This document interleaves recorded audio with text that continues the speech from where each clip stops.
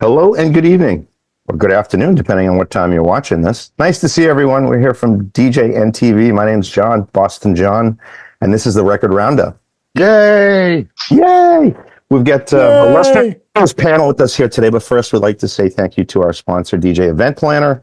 You can find the link below in the video's description. Just click the link and show some support for our sponsors. Thank you very much. So I'm going to go left to right across the board here, who I've got here with us today. We've got Kevin visiting us. Hello, Kevin. Hello. You got Brian Red, BSR in the house. Good to see you. Hola. Got Eric, Northern Lights Eric. Great to have you here.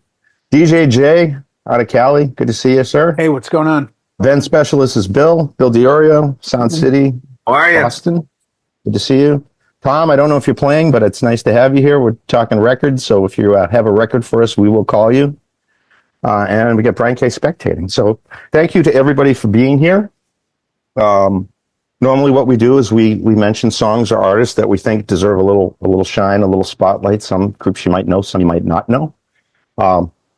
So we take a turn each and go around and we'll discuss them a little bit. Some perhaps the song that we've picked for our record, or if we don't have records, we can show them digitally or just off the top of your head, or we can pick them from a jukebox, like we're going to do when we get to Bill. We picked a random number and letter. He knows what the song is, but we don't yet. So we'll talk about him, what that pick is when we get to him.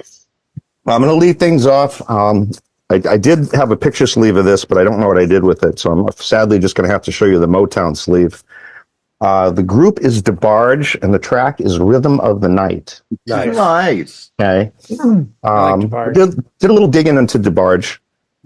82, 83, they kind of got started. A lot of family members to the group. There's Eldra and Chico and a few others. Had decent success with the first record. I think it did have a single song that charted, if I'm not mistaken. It was it All This Love? It might have been. That was their big one. It was, it was a ballad. It was kind of slow, and they wanted, they were musicians and they wanted to have more of a dance band. So they got with one of the Gordy family members, and they got signed for the second record to Motown. And this song, Rhythm of the Night, coincidentally is written by super composer Diane Warren, who is known for tons of songs, everything from Aerosmith's Don't Want to Miss a Thing to countless others. She's got quite the pedigree of number ones. She knows how to write hits. So this was the DeBarge's highest charting single. So this was 1985, released on Motown. You should have Rhythm of the Night in your collection, and then a few others that did follow, which I think I may or may not have.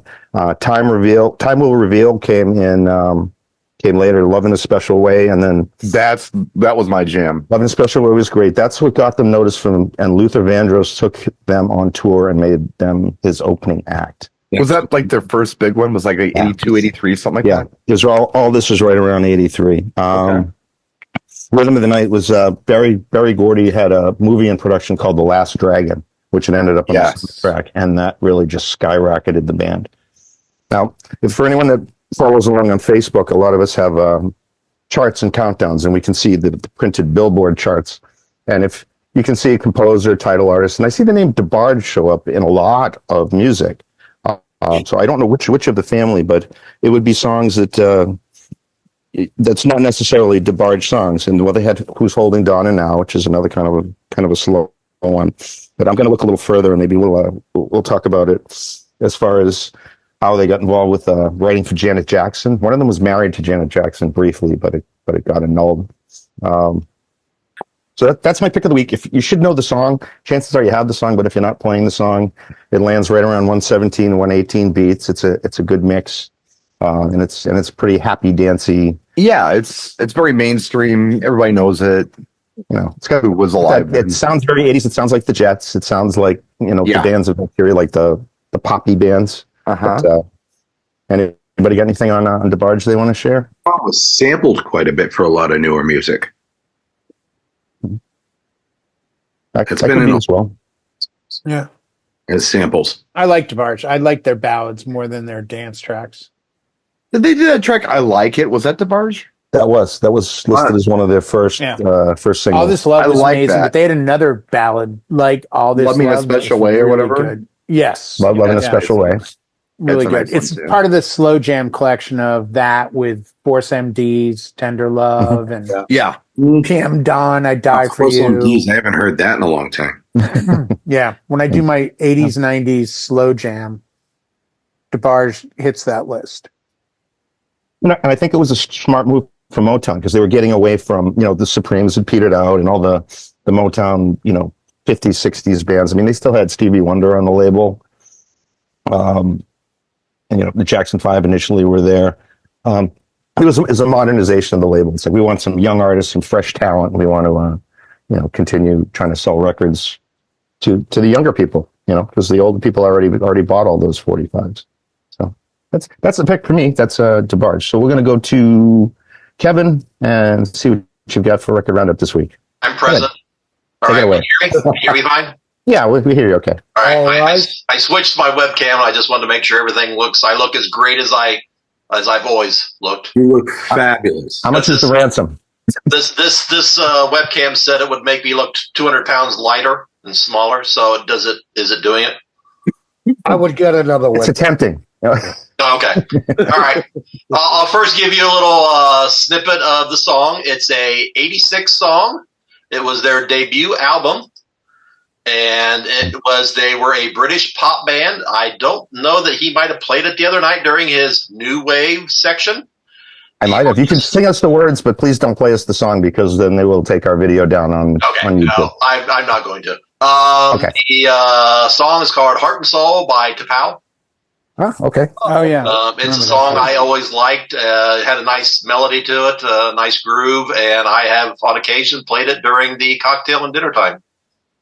Great cocktail track. I did actually buy the 45 of that. I don't know much else about the band or what else they released, but that song was constantly on the radio. One I know. One hit wonder for That's me. one hit wonder deal. Yeah. In It my was world.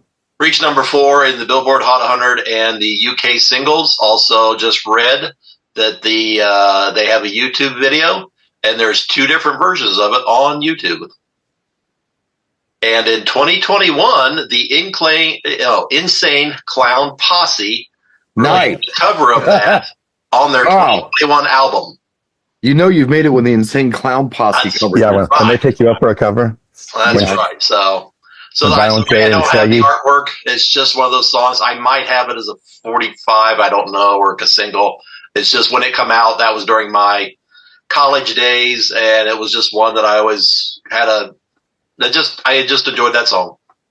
We might have to pull up the Insane Clown Posse version after Yeah, maybe after class. I kind of like to hear. No. I am a little curious No. about it. I like to hear what Detroit did to that on the 8 Mile. Yeah, for So sure. that is my song. Oh, the album was called Bridge of Spies back in '87. Okay. Maybe they got some good spy songs on there. You'll have to get with Jay and see I if gotta there's look something we into can that. use. That's got something there. I got to look into that. Yeah. He was Spy in the House of Love by Was Not Was. I just came up with that one. Forgot about that song. Absolutely. Was. Whoa. That's We're it going- for me. Dipping back. Excellent. Thank you, Kevin. Thank you, Kevin. To get started, do you land on a record or do you want us to put you further towards the end of the piles to see what everyone else? I'll You go. go? All right. What do you got first? I'll go, no problem. I also picked a Motown record, Ah, and it was described as the mini thriller by some critics. Anybody want to guess what it was? The mini thriller. Thriller. on the Motown label? Uh-huh. Rockwell. Yeah, that. Oh, it's a record full of hits. I'm assuming you're meaning. I was Full of hits. thinking. I was going to say. I don't think Gap Band was on Motown. Oh. What do you have? Lionel Richie, Can't Slow Down. Ah, Oh, there you go. Yeah, that is Yeah. the mini. Yeah. It's, yeah. chock full of bangers. Yes. How to build the mini thriller. I'll give you the track listing here. Like Can't a Slow Down, hit. which is a track that, whatever. All night long, I still play that song. And Still play it. my friends. Any Lover. Any Lover. Nice was great. ballad. Yeah. Stuck on You. Stuck on. Okay, so this is not the first time that Lionel's done country. I'd argue the first time he did country was Sail On. But he does country. From the And- Commodore's days, sure. Yeah. So Stuck on You, full out country song. Pulled a Beyonce back in 1983. Mhm. There you go. Ooh. Level Find that. Away, The Only One, and then Running with the Night is a really good I song. love that song. Already worth its weight in whatever you paid for. I think a lot of people might be familiar with All Night Long, but I think Running with the Night might have missed like a generation or two.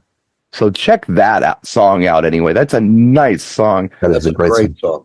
And Hello, which has a real cringy, creepy video that goes along with it. Don't watch the video. Yeah. Just listen to the song. It's a ballad, but it was a big song.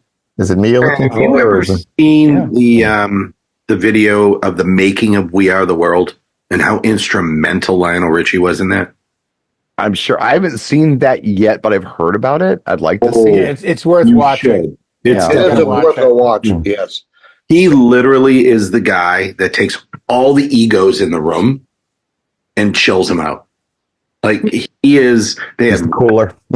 everything. They did it.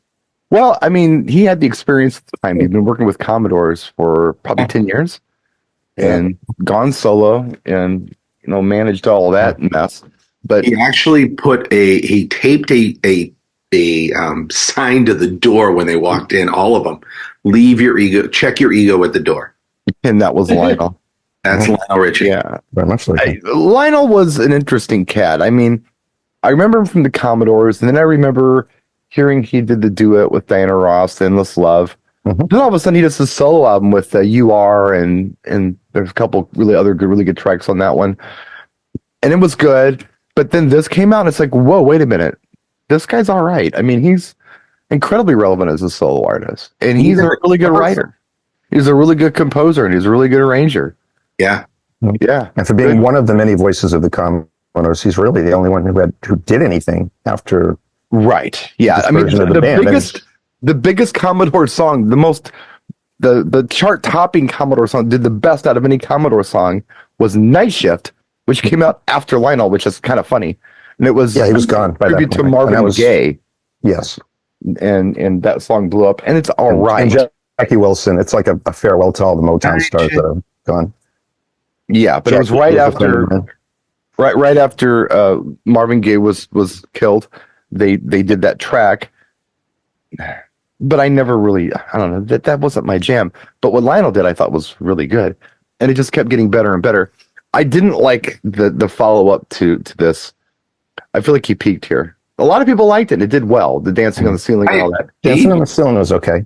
It was okay, but I think this was legit. This was cool, legit. I mean, this wasn't pandering to anybody. This wasn't trying to be anything except what it was. Sure. It was And you just get two dance bangers and at least 3 solid ballads on the record. So that's an excellent pick. But Brian, Yeah, mini thriller. Any thriller. Like it. Excellent. Thank you, DSR. Eric, what'd you bring to class today? Well, what I brought was this band probably come out in the mid '60s, and they had, and I'm going over this right. They had 56 compilation albums, 29 studio albums, 36 music videos, 12 video albums, 75 singles. And out of all that, they only had 4 number 1 hits. What year did they come Stones. out? Beatles or Stones? The mid 60s. The Stones. album I'm referring to, though, is it was released in 74. That's It not wasn't Beatles. the Beatles. No. It's Stones. No, it was the Beach Boys, Endless Summer. Oh, yeah. They were going hand in Very hand. nice. Hold on. Yeah. And here's a little fun fact about, you guys may already know, but you know Surfin' USA by the Beach Boys? Mm-hmm. That was actually Chuck Berry's Sweet Little 16. And Brian Wilson rewrote the lyrics to Totally makes sense. right. Yeah. Yeah. That was just something I thought I'd share with you guys. But the Endless Summer had great tracks on it. Surfing Safari, Surfer Girl, Surfing USA, which is Little Deuce Coupe in My Room, Fun, I Get Around. That was 74? The Endless Summer came out? Endless Summer, I think it was more like a greatest hits, right? Yeah, but it was 74 Yeah, when that's it probably came a out. compilation. Yeah. Right. 74? Yeah. the album the song that I like, and I was just talking to Jay about it earlier. Right, and that was funny because you guys brought them up. Same year, but it and Brian Wilson had nothing to do with it, I guess. Is Sail on Sailor, and if anybody has never heard Sail on Sailor by the Beach Boys, I compel you to listen. Please listen to it. Insane track. It's really good. It's so good. I was telling Jay, and he'd seen it before too, but I was on YouTube. I saw this video of Mark Ronson and Sean Lennon doing the song from a couple years ago, and Mark Ronson, who wrote Uptown Funk and all that stuff, he's a pretty popular guy in contemporary music. He said, "Look, I'm going to play you. We're going to do my favorite song," and I only heard it 2 years ago. This is my favorite song. So it's Mark Ronson's favorite song. It's that good, and it sounds nothing like anything else. It's the only Beach Boys track to never been sung by a Beach Boys member. Yeah. Well, I think the background singers are Beach Boys. Right. Well, in respects to their in the band, but I mean, 99.9% of the songs were sung by Mike Love or Brian Wilson or Carl Wilson or Dennis Wilson. Like there were people that sang in that band. Al Jardine sang. But as far as the players of the band, they sang all the music except one, and that's Sail on Sailor. It's a fantastic song. It was actually insane. Mike Love and Brian Wilson that rewrote the lyrics for Sweet Little 16. Surfing USA. It totally makes sense. Some writing too. Yeah. Totally makes sense. Guess what the 4 number ones were out of all that mess? Ooh, Good Vibrations. Good Vibrations, correct. I Get Around. I Get Around has to be. Number 2, yeah. Wouldn't it be nice? No. Fun. No. Surfing USA. Surfing USA. Yeah. That's got to be. No. Was it In My Room? No. I when I say, God only knows. No, when I say, you're going to say. I think that was on Pet Sounds. Help Me Rhonda was the other one, right? And then the other one was without Brian Wilson, Kokomo. No, Kokomo. I can't right. Okay. Those were the 4 number ones they had. That was it. Yeah. I was watching somebody from England trying to recall the name of that song, and they kept saying, that Beach Boys song, Kokomo Beach, Kokomo Beach. Like, what? No, Kokomo. No, Kokomo. By the way, if you didn't hear in the media about a week or so ago, he's not doing well. Like, I guess he's having his wife died and he's just lost it. So they're trying to kind of get him into helping. He's been a mess forever. Oh, he has, but it's even worse now with his wife gone. So a genius too. They're trying to more or less commit the guy because a total genius, not almost like on the Phil Spector level of genius. Yeah, but you know what? Sure. Let me I don't want to derail things, but just real quick, Brian, you bring that up that he's a genius. I've watched those old videos of him working with Spector, and you look at it and just think, you've got this amazing band. And if you didn't know this, folks, I hate to burst your bubble, but pretty much the Beach Boy albums were played by the Wrecking Crew. Yeah. So you have an amazing bunch of instruments, you have an incredible producer, and then Brian walks in, and you kind of watch those videos and you're thinking, it's hard sometimes to see his genius. Does that make sense? Yeah. Like, because you already have some of the best players. Yeah, you get the stacked deck with all these. Insane producer. Yeah. Like, I think I could have walked in that room and been like, I got an idea. It goes da da da da da da da da, and they would have been like, here's a number 1 hit. Yeah, and Glenn Campbell said just the guitar work, and now he would just go, I'll do this. Well, okay, so I will say that I knowing kind of a little bit about Phil Spector, not a lot, but a little bit. And kind of how he was as just a human being and a personality. I don't think Brian had like this Dagger's personality thing. I think he was a little more reserved.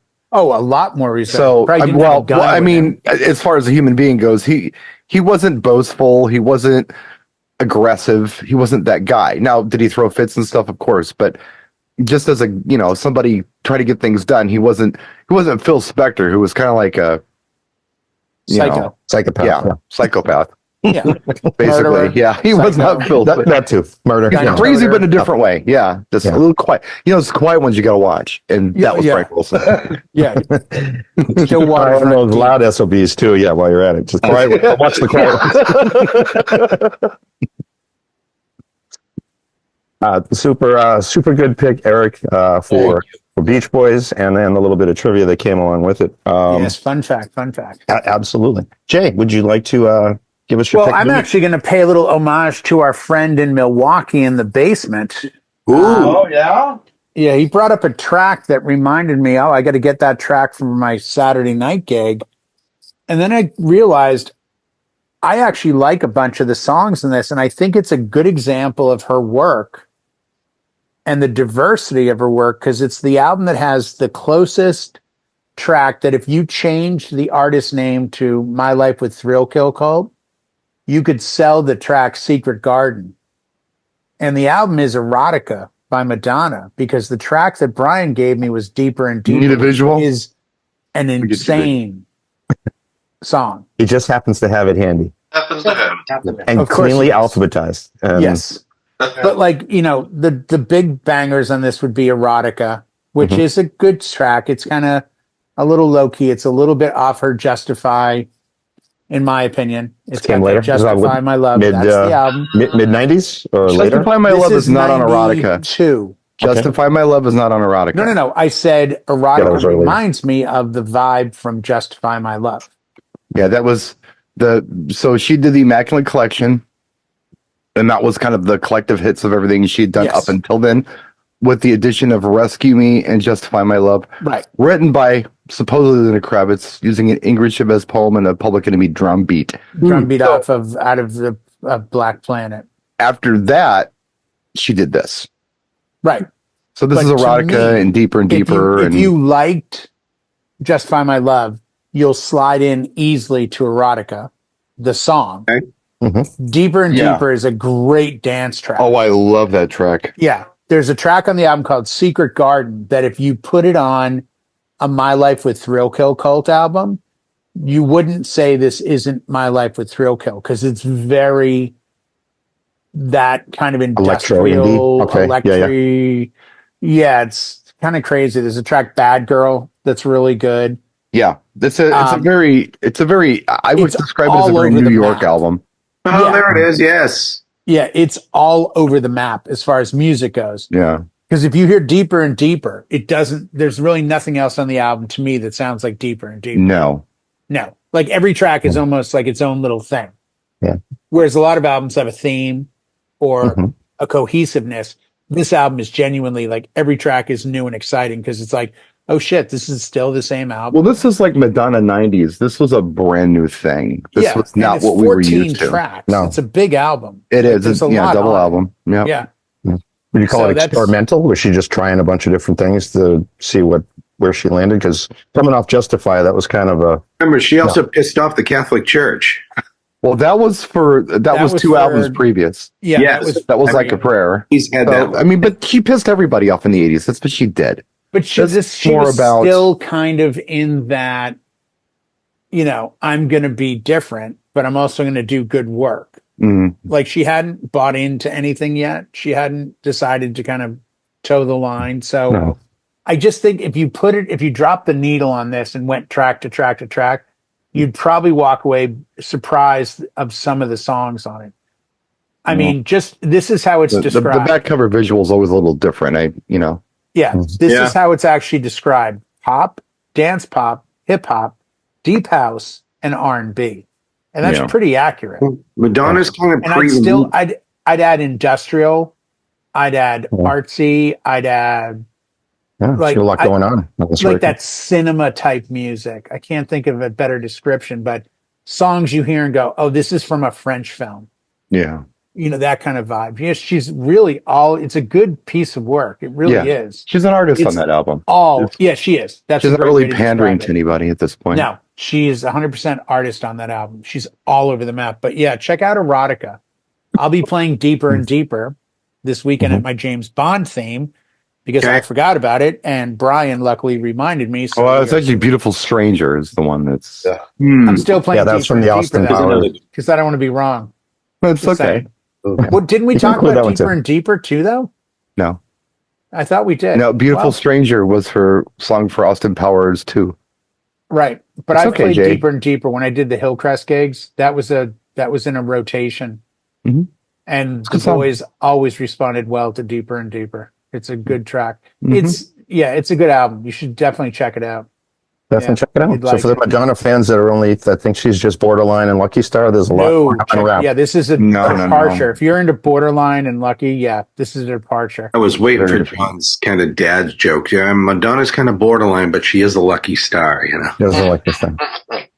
Ain't She can no make luck, everybody man. dance That's and hard sing. work right there, pal. Next. We got the music puns all day on this channel. With our friend Bill, Yeah. we made a selection from his jukebox, and he hasn't told us what it is yet. Oh, yeah. We were the jukebox behind, and we asked for letter D, number 8. D And number 8. We're going to rip on whatever it happens to be. So take the floor. This was released in 1976. You sunk my battleship. Nope. Almost. This one was. This is definitely a B side, and it's off the album Leftoverture. Oh, yeah. Oh, Okay. Against the Wall or Kansas, baby. Will. It is Kansas. So Opus. the A side is Carry On Wayward It Son. had, Carry On Wayward Dust Son. in the wind. No, No, it Legacy wasn't on that. Also another It's on great the next song. album. But the B side is Questions of My Child. Questions. Yeah, that's a great track too. That whole album is really, really good. It really is. Yeah, But there's not a Questions of My bad song on Childhood, it, but it's a not a weird song. prog album. yes, but it's Like not a you song better be straight ready off. for that journey. Yeah, That is Now, one. That's Carry On would be, one of the initial songs that they were first known for. They had yeah. numerous hits. Play the Game Tonight came later, but that's the quintessential Kansas song. If you said describe the band and If you get to that album, an though, unresolved song, yeah, it's Carry On Wayward Son. Mhm. What's on My Mind? Yep. The Wall.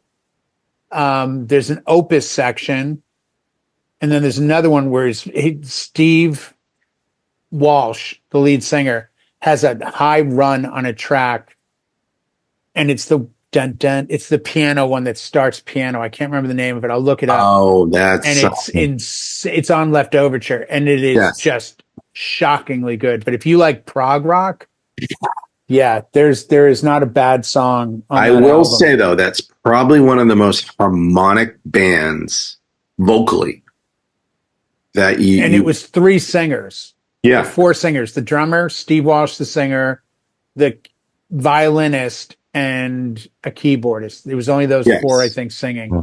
And they're incredible band. I do recall buying that 45, but I got the re-release of it. So eventually when I picked mine up, it had Carry On Wayward Son and the backside was Dust in the Wind. It was like the okay, hit 'cause that's on the series. next Let's album. insert Questions Right, of My yeah. Childhood. It probably was the 80s. Yeah, but yeah, we're re-releasing all these 45s. Opus. What's on My Mind? Yep, great track. The Wall. Great track. So there's only 8 tracks on that album. Yeah, no, and they're all great. They really are. The catch is there's only 8 tracks because remember it was released on vinyl, obviously. But I mean, the songs are 523, 628, Yeah, 654. they're all long. Yeah. Magnum Opus is 827. So they only have so much vinyl to cut on. Yeah. Well, you look at Heaven and Hell by Black Sabbath. It's 38 minutes long, and I think same thing. It has like 7 or 8 tracks on it. That was just the way it went back then. How many tracks were on the first Van Halen album? Like Ooh. I think 6, 8. 7. Black Yeah. Sabbath was known for 7-minute songs, though, too. Yeah, right? there was No, that's Magnum the thing. Opus. Heaven Yeah. and Hell is a short out, and the song Heaven and Hell is like 7 minutes long, but the album is still under 40 minutes long. You guys probably remember, I don't know if the people watching and listening do, the first 60-minute cassette tape to come out, I believe, was Def Leppard. Really? With, Adrenalize, yeah. Animal. Stereo Now, ran we're long not too. Wasn't that talking like doing a 62 2 minutes? album on a cassette. Journalized. We're talking a single vinyl. It was Hysteria. Hysteria was the long one. Hysteria was the first 60-minute cassette. And then, Journalized. Isn't that Kiss? I don't remember. Anyway, doesn't matter. no, there's an Adrenalize by Like an we've got Animal Chris House. Fox here. Yeah, Animalized was Kiss. Yeah. Yeah, Animalized was Kiss. But then it was Metallica, and I want to say it was Injustice Master for of All. Puppets. Yeah, and Justice. Was it Justice Justice? was a double. That was a broke double album. 60 set. minutes. That was like 2 songs aside because they were both like 8 That was a minutes double long. That album. was a double. Yeah, right, you had to buy but then that the double. CD went over When they wanted it became to like go long, they a released new thing. You know, you used to get Yeah, 7 they- or 8 songs, and then by the Yeah, they'd mid overclock 80s, it. people were putting out like 18 tracks on a CD, and it was Right. like, That was whoa. something like 80 minutes of music. Because Yeah, Yeah, 80 minutes of crazy. music on a CD. ridiculous long, ridiculously long. I've got Prince 1999 was released on CD, single disc, and it was omitting Dance Music Sex Romance. DMSR was not on the CD until later on when the CDs went 80 minutes or Wow, 70 just- minutes or whatever just it didn't have was, the and then they space or could put the whatever, song yeah. back on. So if you've got an early version CD without DMSR, you've got something, and I got a couple of them. And that was kind of a collector thing. Cool. But it was around 87 or 88 when they expanded that. Yeah. But CDs used to be, you only got 74, right? And then they figured out how to Yes. get the extra couple of minutes And on then it. went to 80 or 64 and then it something. went to 80. Yeah, I the think extra is what it was. 6. Yeah. Yeah. It's one more song. And we're here, And now Well- it doesn't matter because people stream, so they don't have a No, You know. not anymore. shut off. It's just, I made a playlist with 17 hours of music. and if it's Kansas, it could just be 8 songs It that could would be get 8 you songs. that. Playlist will that's be it. over next week. Did everybody go? Everybody went, and I think that's a good round. And with that, we'll put a fork in it and say thank you all for watching the Record Roundup. We'll tune in and see us on the next